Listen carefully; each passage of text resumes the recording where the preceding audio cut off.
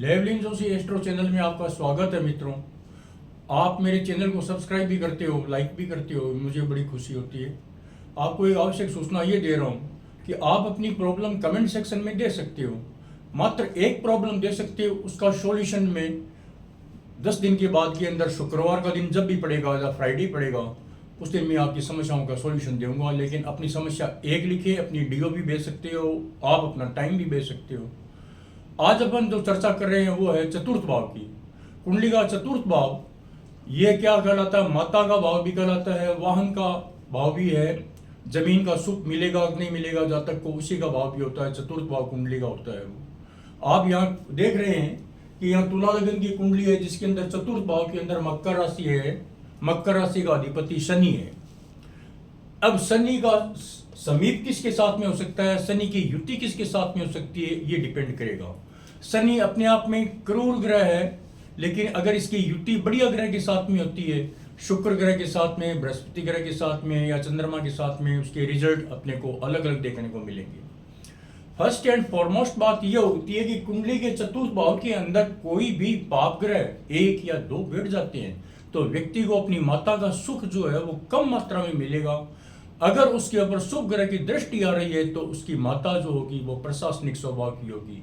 जैसे यहाँ आप देख रहे हैं मकर राशि है, तो मकर राशि के अंदर राहु अगर बैठ जाता है और मंगल की युक्ति बैठ जाती है या शनि बैठ जाता है, निश्चित रूप से उस व्यक्ति की जो माता होगी वो क्रूर स्वभाव की और कुटिल स्वभाव की भी हो सकती है उसके अंदर। तो ये बात तो खैर बात की बात है। यहाँ अपन देख रहे हैं कि चतुर्थ भाव का जो कारक ग्रह कौन होते हैं। चतुर्थ भाव के जो कारक ग्रह है वे चंद्रमा और बुध होते हैं।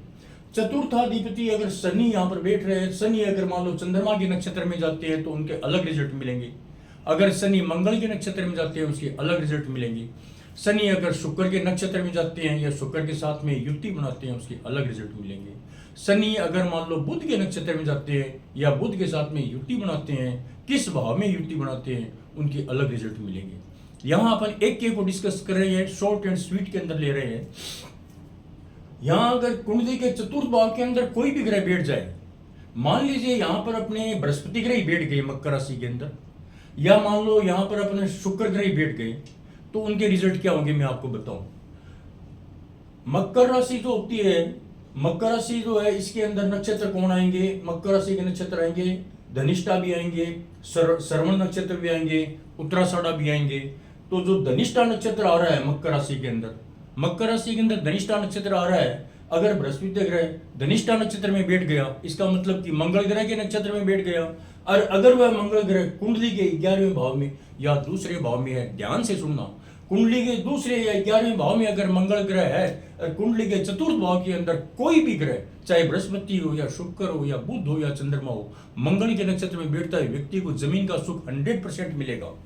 मंगल की महादशा आनी चाहिए और जिस ग्रह की युति इसके साथ में है, जिस नक्षत्र जो ग्रह जिसके नक्षत्र में है उस ग्रह की अंतर्दशा आनी चाहिए। दोनों की महादशा अंतर्दशा का कॉम्बिनेशन होना चाहिए। पहली बात, अगर कुंडली के चतुर्थ भाव के अंदर कोई भी ग्रह बैठ गया, यहाँ पर मकर राशि है, मान लो यहाँ पर मकर राशि नहीं आकर के यहाँ पर वृश्चिक राशि आ गई, अगर ये कुंडली सिंह लगन की कुंडली बनती है तो यहाँ पर वृश्चिक राशि आती है। तो वृश्चिक राशि के नक्षत्र कौन कौन हो गई? अनुराधा और जेठा और विशाखा नक्षत्र होते हैं। तो यहाँ पर मान लो वृश्चिक राशि आती है और जेठा नक्षत्र के अंदर कोई भी ग्रह बैठ गया, जेठा नक्षत्र के अंदर यानी बुध के नक्षत्र में, चाहे चंद्रमा या बृहस्पति या शुक्र या राहु या केतु भी, तो अगर वो बुध के नक्षत्र में बैठ गया, अगर वह बुध कुंडली के दूसरे भाव में या 11वें भाव में है, व्यक्ति को विद्या का असीम सुख मिलेगा, एजुकेशन का पूरा पूरा सुख मिलेगा, कॉलेज एजुकेशन का अच्छा सुख मिलेगा, ज्ञानवान होगा व्यक्ति निश्चित रूप से। अगर कुंडली के चतुर्थ भाव के अंदर खुद चंद्रमा खुद बैठ गया है और उसके ऊपर बृहस्पति की दृष्टि आ रही है या शुक्र की दृष्टि आ रही है, तो व्यक्ति को अपनी माता का असीम सुख मिलेगा। अगर केवल मात्र दृष्टि पर्याप्त है और उसकी युक्ति भी पर्याप्त है, दोनों सही है। अगर बृहस्पति शुक्र या बुध की युक्ति आ जाती है और उन ग्रहों की अगर महादशा आती है तो व्यक्ति को अपनी माता का भरपूर सुख मिलेगा, स्नेह मिलेगा और अच्छी प्रोग्रेस भी करेगा।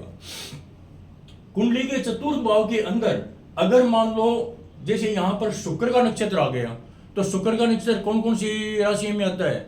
मेष राशि, धनु राशि और सिंह राशि। यहाँ चतुर्थ भाव के अंदर मेष राशि कब पड़ेगी? मेष राशि कब पड़ेगी?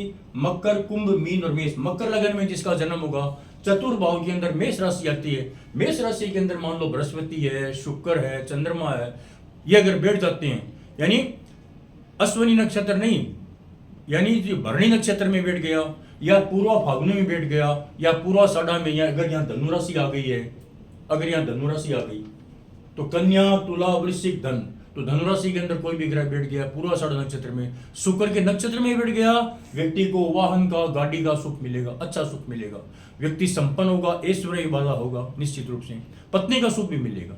लेकिन यहाँ पर एक बात ये भी है कि अगर वो शुक्र ग्रह के साथ में चतुर्थ भाव है, चतुर्थ भाव का मालिक यहाँ पर जैसे शनि है, मकर राशि है, और उसके साथ में अगर शुक्र भी बैठ गया है और शुक्र की महादशा, अंतर्दशा और शनि की महादशा या अंतर्दशा आती है, दोनों का कॉम्बिनेशन बैठता है, व्यक्ति को वाहन का सुख मिलेगा, मकान का सुख मिलेगा, गाड़ी घोड़े का सुख मिलेगा। अगर यहाँ कुंडली के चतुर्थ भाव के अंदर अगर मान लो चतुर्थेश है, चतुर्थेश तो कोई भी हो सकता है, जैसे यहाँ मान लो धनु लगन की कुंडली है, धन, मकर, कुंभ, मीन, तो यहाँ मीन राशि आ गई तो बृहस्पति चतुर्थेश हो गया। उस चतुर्थेश के साथ में अगर शुक्र की युति आ जाती है या मंगल की युति भी आ जाती है, तो भी व्यक्ति को, अगर मंगल की युति आती है तो जमीन का और मकान का सुख मिलेगा, शुक्र की अगर युति आती है तो उसको वाहन का सुख मिलेगा, अगर बुध की युति आती है तो एजुकेशन का सुख मिलेगा, और चंद्रमा की अगर युति आती है तो उसको माता का सुख मिलेगा। लेकिन यहाँ पर यह बात मैं आपको वापस दोहरा देता हूँ कि कुंडली का चतुर्थ भाव है, यह इसका महत्व बहुत ही ज्यादा है, एजुकेशन के अंदर इसका बहुत ज्यादा महत्व है।